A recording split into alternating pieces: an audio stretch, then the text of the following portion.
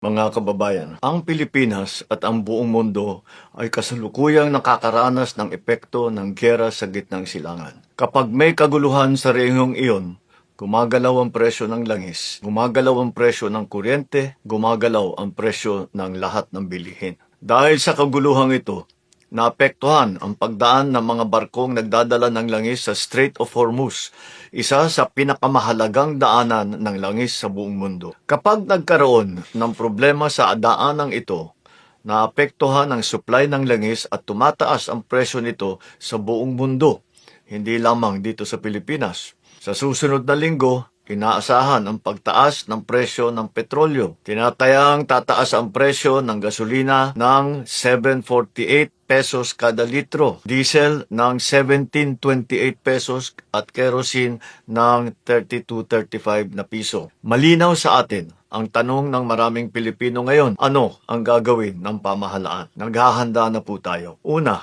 nakikipag-ugnayan na tayo sa Kongreso upang mapagkalooban ang Pangulo ng pansamantalang kapangyarihan upang bawasan ang excise tax sa mga produktong petrolyo kung papalo ito sa $80 kada barrel. Ikalawa, kinakausap na natin ang Kongreso upang amyendahan ang Biofuels Act of 2006 upang magamit natin ang mas murang bioethanol para sa pagbababa ng presyo ng gasolina. Ikatlo, ilalabas natin sa lalong madaling panahon ang fuel subsidy at cash transfer para sa mga apektadong sektor. Makikipagtulungan ang mga ahensya ng pamahalaan at ang mga lokal na pamahalaan upang matiyak na makarating agad ang tulong sa mga nangangailangan. Kasabay nito, patuloy na minomonitor ng pamahalaan ang presyo ng mga bilihin sa mga pamilihan upang matiyak na walang mananamantala sa sitwasyon na ito. Nakikiusap ako sa ating mga negosyante, mga trader, huwag ninyo sanang samantalahan ang sitwasyong ito. Pinapaalala ko sa lahat na ang hoarding at ang profiteering ay labag sa batas. Para naman sa bahagi ng pamahalaan, simula sa Lunes, 9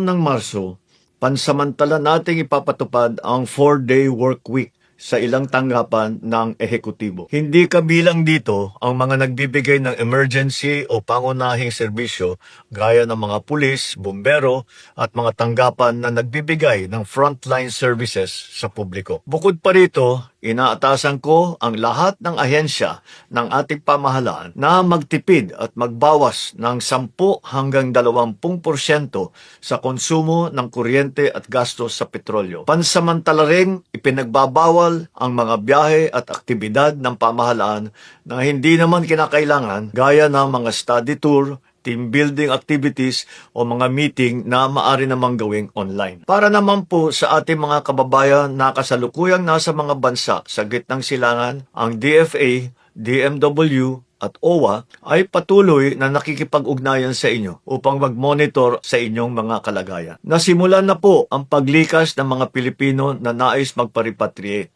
At sa oras ligtas na ang pagbiyahe, mailikas na natin lahat. Mga kababayan, hindi natin alam kung kailan matatapos ang kaguluhan sa gitnang silangan. Biktima tayo ng isang giyera na hindi natin pinili o ninanais. Hindi natin kontrolado ang digmaan, pero kontrolado natin kung paano natin poprotektahan ang Pilipino. Hindi ito ang pinakamalalang pagtaas ng presyo ng langis na naranasan ng ating bansa. Marami na tayong napagdaanan na pagsubok. At sa bawat pagkakataon, dahil sa ating pagkakaisa, pananampalataya sa Diyos, at malasakit sa isa't isa, nalampasan naman natin ang mga ito. Naniniwala ako na malalampasan din natin ang pagsubok na ito. Maraming salamat sa inyong pakikiisa at sa inyong pagtutulungan.